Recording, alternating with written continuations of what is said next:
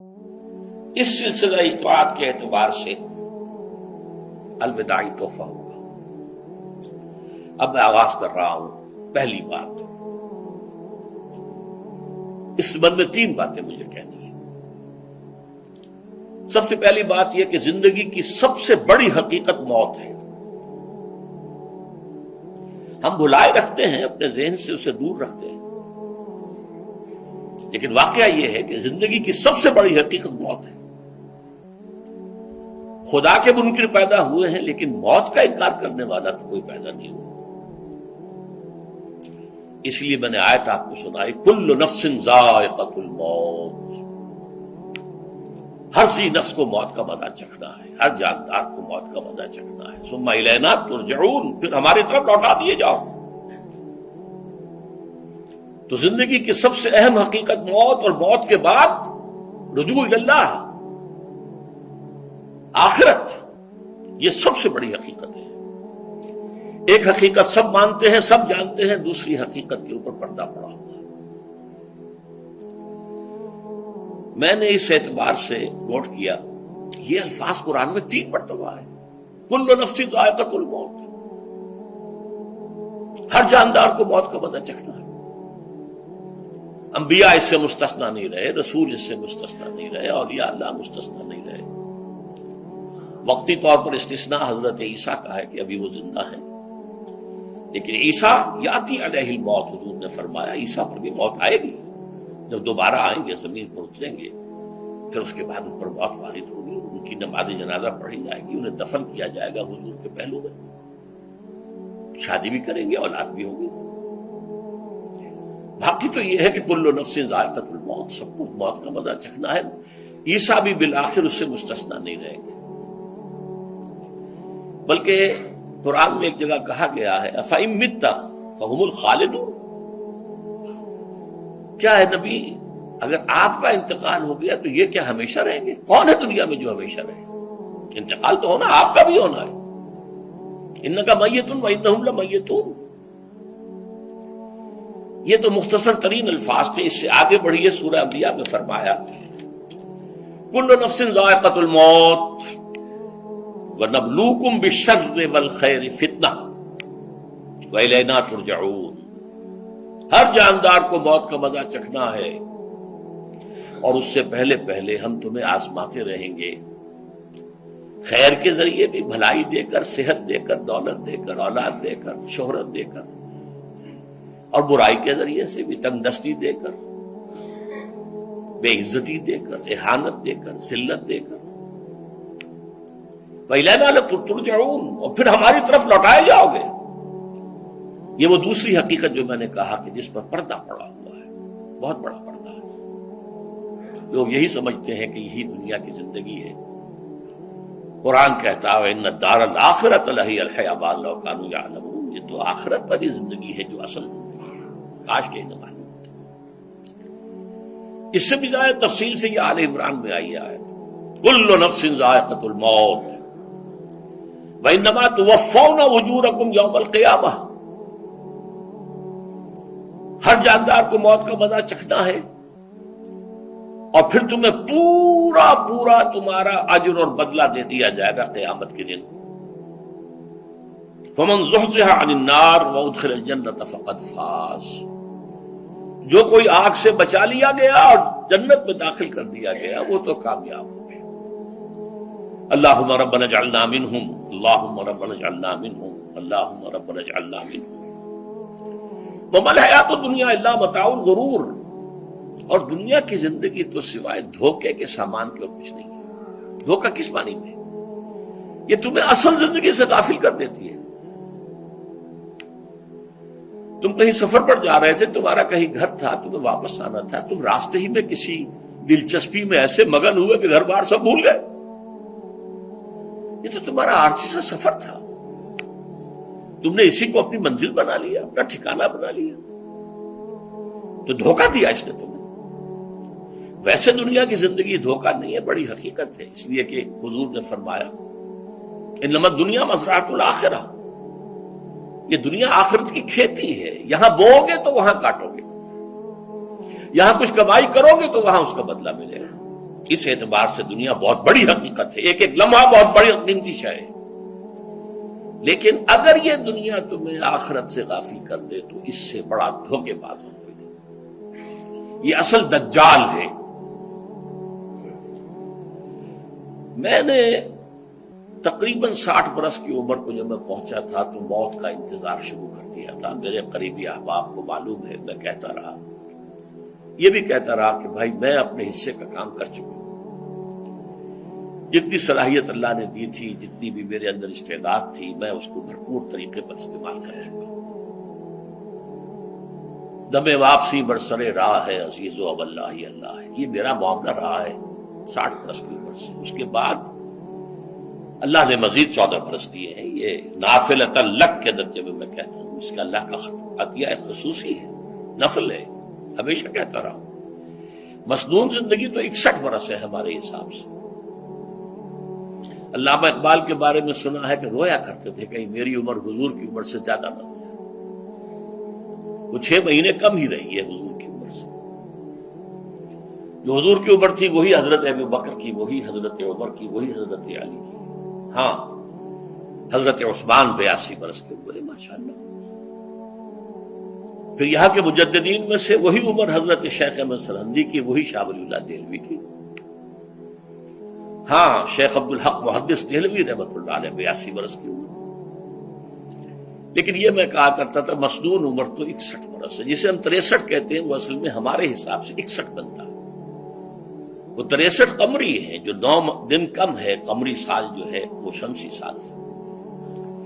بہرحال میں اس وقت سے منتظر تھا، لیکن جو بھی وقت اللہ نے دیا ہے، اللہ کا شکر ہے، وہ مفید کاموں میں لگا ہے۔ ان میں خاص طور پر میں سمجھتا ہوں کہ اللہ کا مجھ پر سب سے بڑا احسان، اور مجھے پر نہیں، بہت بڑے پیمانے پر لوگوں پر جو احسان ہوا ہے، وہ میرا 1998 کا دورہ ترجمہ قرآن ہے جو کراچی میں ہوا تھا۔ 1998 کے مارچ میں میرا بڑا آپریشن ہوا، دونوں گھٹنے تبدیل کیے گئے، لیکن 98 کے آخر میں، حالانکہ میں چل نہیں سکتا تھا، کراچی میں مسجد جو ہے اونچی ہے، دوسری منزل پر ہے، تو خاص ریمپ بنایا گیا جس کے ذریعے میں ویل چیئر پر مجھے لے جایا جاتا تھا، میں نے درس دیا۔ اس درس کی گزشتہ چند سالوں سے پوری دنیا میں جو گونج ہوئی ہے اللہ کے فضل و کرم سے، اللہ کا کوئی حکمت خداوندی اس کے ساتھ وابستہ ہے۔ اس میں میرے کسی کام کو دخل نہیں ہے، میری کسی کوشش کو دخل نہیں ہے۔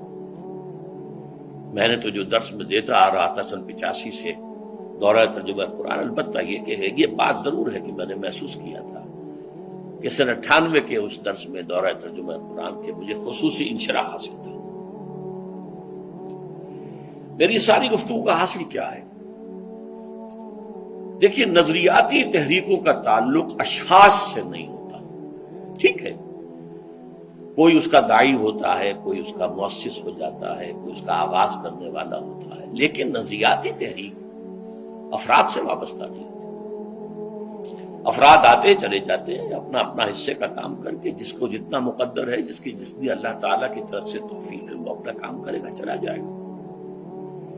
یہ چمن یوں ہی رہے گا اور ہزاروں جانور اپنی اپنی بولیاں سب بول کر ہو جائیں گے۔ مبارک ہیں وہ لوگ جنہیں قرآن کی بولی بولنا نصیب ہو جائے۔ وَإِنْ يَحْسَبُ أَنِّي مِنْهُمْ، مجھے گمان ہے، اللہ کا فضل ہے کہ میں ان میں سے ہوں، میں نے قرآن کی بولی بولی ہے، اور قرآن مجید کو جیسا کہ وہ ہے، ایز اٹ از، اپنے کو مذمومہ خیالات، اپنے کوئی ذہن سے زائدہ نظریات کو میں نے اس میں دخل نہیں دیا، جسے انگریزی میں آپ آبجیکٹیولی کہتے ہیں، خالص معروضی طور پر قرآن کو پڑھا ہے، قرآن کو قرآن سے سمجھائے یا پھر سیرت رسول سے سمجھائے۔ میں لفظ سنت کی بجائے سیرت استعمال کر رہا ہوں۔ قرآن مجسم حضور تھے صلی اللہ علیہ وسلم، اور حضور کی سیرت اور حیات جو ہے وہ قرآن مجید کی اصل تفسیر ہے۔ یہ حقیقت بھی بہت کم لوگوں کے علم ہے۔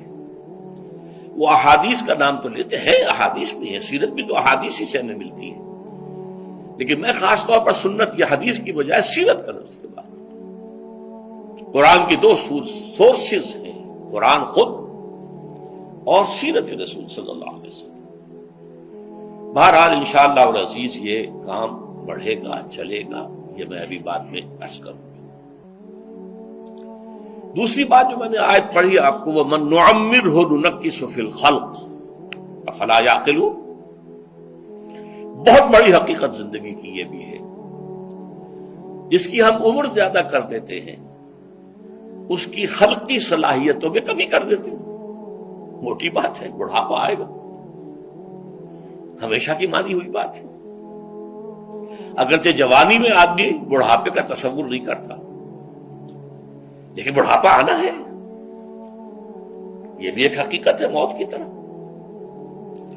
غالب نے کہا تھا مزمحل ہو گئے قوائے غالب، اب عناصر میں اعتدال کہاں۔ ایک صاحب نے مجھے شعر سنایا تھا، ابراہیم صاحب تھے ٹونک کے رہنے والے،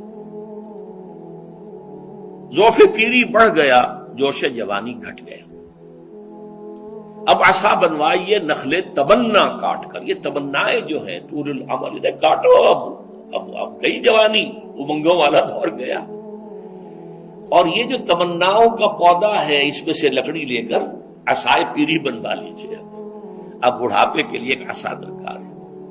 بڑا پیارا شعر ہے، ذوف پیری بڑھ گیا جوش جوانی گھٹ گیا، اب عصا بنوائیے نخل تمنا کاٹ کر۔ ابھی 2-3 دن ہوئے ہیں یہاں پر جو خانہ فرہنگ ایران ہے اس کے ڈائریکٹر آئے تھے، انہوں نے فارسی کا ایک شعر سنایا، بڑا پیارا شعر ہے، دب جوانی گفتم کہ شعر شعر است اگرچہ پیر بود۔ جوانی میں میں یہ کہا کرتا تھا کہ شعر تو شعر ہی ہوتا ہے، چاہے بوڑھا ہو جائے، بوڑھے ہونے سے اس میں کیا فرق واقع ہو جائے، شعر شعر است گرچہ پیر بود۔ چوب پیری رسیدم، جب میں خود پیری اور بڑھاپے کو پہنچ گیا، دیدم تو مجھے یہ بات نظر آئی کہ پیر پیر است گرچہ شعر بود، بوڑھا بوڑھا ہی ہوتا ہے چاہے وہ شعر ہی کیوں نہ ہو۔ تو یہ بڑھاپا جو ہے یہ زندگی کی دوسری بڑی حقیقت ہے۔ اس کا ایک اثر تو سب کو معلوم ہے، قوائے غالب جو میں نے کہا، بڑھاپے کا عام نتیجہ جسمانی ضعف، سب جانتے ہیں، لیکن مجھ پر اور کچھ اور لوگوں پر بھی خاص طور پر اس کا جو ایک اثر ہوتا ہے، یہ مجھ پر ہوا ہے، وہ ہے یادداشت کی کمزوری۔ اور یہ میں کئی سال سے محسوس کر رہا ہوں، میری پرانی یادداشت بڑی مضبوط ہے، قوی ہے، اس میں کہیں کوئی کمی نہیں ہے، لیکن ریسنٹ پاس کی چیزیں جو ہے، پچھلے 5-6 سال کے واقعات مجھے یاد نہیں رہتے، اشخاص سے ملا ہوں اور دیکھ کے پہچان لیتا ہوں، کئی بار ملاقات ہوئی ہے، نام یاد نہیں آتا، تاریخیں اور اشخاص کے نام کے اعتبار سے تو خاص طور پر کئی سال سے میری جو میموری ہے وہ امپیئرڈ ہے، اور میں محسوس کرتا رہا ہوں کچھ عرصے سے کہ عین تقریر کے دوران محسوس ہوتا بلیک آؤٹ ہو گیا، اور مجھے سلسلہ کلام جوڑنے کے لیے سوچنا پڑا، بعض اوقات 1000 کروڑ مرتبہ بولے ہوئے الفاظ غائب، اب چاہے کتنا ہی زور لگا لوں وہ لفظ یاد نہیں آئے گا، ہاں تھوڑی دیر کے بعد خود بخود یاد آ جائے گا۔ میرے اس آپریشن سے کچھ عرصے پہلے تک جو میری تقریریں یہاں ہوئی ان میں بہت سے لوگوں نے نوٹ کیا، میری تقاریر میں اب وہ روانی نہیں رہی تھی، وہ جو کراس ریفرنسز آیا کرتے تھے، جس کی بنا پر ایک مولانا عبد الکریم پاریخ صاحب تھے ناگپور کے، انڈیا کے، مولانا علی میاں کے وہ خلفاء میں سے، انہوں نے تفسیر بھی لکھی ہے قرآن میں، وہ ایک مرتبہ لاہور آئے تھے تو مجھ سے بھی ملاقات ہوئی، میرا درس بھی سنا، پھر یہاں وہ ایک دینی ادارے میں گئے، وہاں میرے خلاف باتیں ہو رہی تھی، تو انہوں نے کہا بھائی اس شخص کی کیا بات کرتے ہو، اس کے سامنے تو معلوم ہوتا ہے کہ قرآن کھلا ہوا ہے، جہاں سے چاہے لے لے،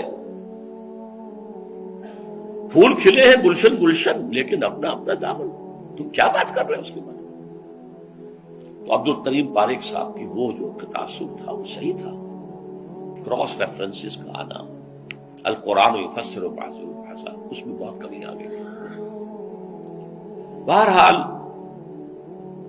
اس کے علاوہ تیسری چیز ہوتی ہے بڑھاپے میں ریزسٹنس کی کمی کی وجہ سے عوارض.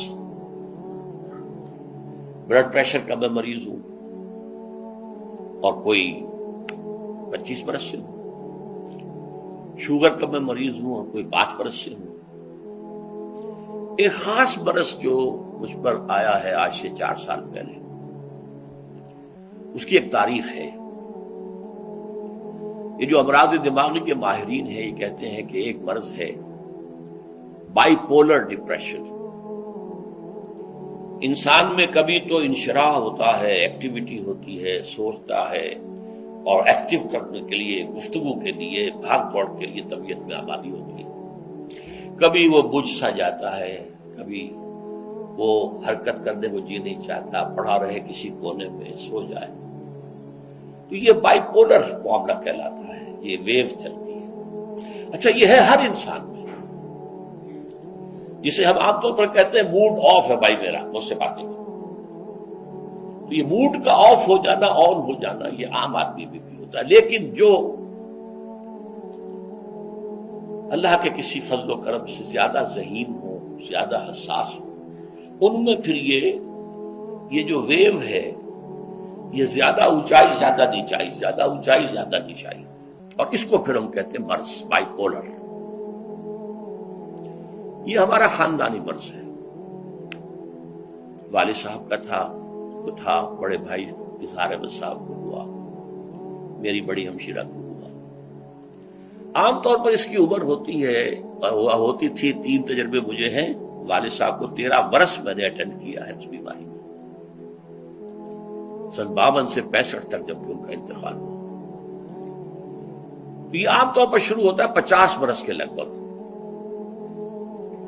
میری عمر جب 50 برس کے لگ بھگ ہوئی تو مجھے کئی مرتبہ محسوس ہوا کہ میری تقریر کے دوران سوئچ آف ہوتا. ایک مرتبہ سن 70 میں میری یادداشت کئی گھنٹوں کے لیے بالکل ضائع ہو گئی. اس کا میں نے تذکرہ کیا ہوا، میری کتاب ہے حساب کم و بیش. جو کیفیت مجھ پر گزری تھی، جس کرب کے عالم میں وہ چند گھنٹے مجھ پر گزرے تھے، میں انہیں الفاظ میں بیان نہیں کر سکتا. آدمی خراب ہے، نہ ابتدا کی خبر ہے، نہ انتہا معلوم، کچھ بھی نہیں. میں جب 50 برس کا ہوا اور یہ ایک مرتبہ مجھے جھٹکے لگے مسجد سمن آباد کے اندر، تو میں نے ڈاکٹر رشید چودھری صاحب سے، وہ میرے والد صاحب کے بھی معالج رہے تھے، میں نے ان سے کہا کہ یہ ڈینجر زون میں داخل ہو گیا ہوں. ان کا نہیں، آپ کو یہ نہیں ہوگا، اس لیے کہ آپ اللہ کے کتاب کی خدمت کر رہے ہیں. تو ان کی یہ بات پارشلی ٹروتھ نکلی کہ 70 برس کی عمر میں مجھ پر یہ 20 برس اللہ تعالیٰ نے مجھے اس میں ایک بونس دے دیا. 70 برس میں ظہور ہوا. اس کا ایکسائٹنگ کاز بنا ہے افغانستان میں جو حادثہ ہوا طالبان کے ساتھ. اتنا صدمہ مجھے تھا، ایک دم بیٹھ گیا. یہ چیز جو ہے ابھی کنٹینیو کر رہی ہے.